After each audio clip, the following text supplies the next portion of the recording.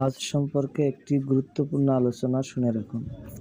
কিছু সংখ্যক স্বামী স্ত্রী আছে যারা হজের নামে হানিমুন করতে যায়।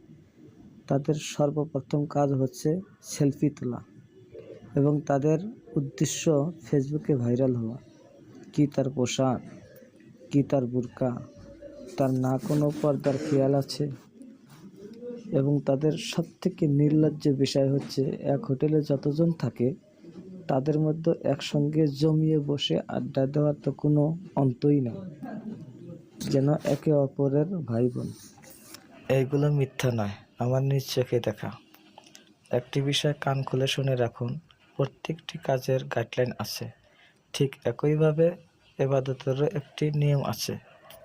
আল্লাহ পাক যেভাবে বলেছেন, রাসূল সাল্লাল্লাহু আলাইহি সাল্লাম যেভাবে শিখিয়েছেন, ঠিক সেইভাবেই আদবের সহিত ইবাদত করতে হবে। ইবাদতের সাথে যদি আমরা দুনিয়াদারি রং তামাশা যুক্ত করি তাহলে এটা ইবাদত হবে না।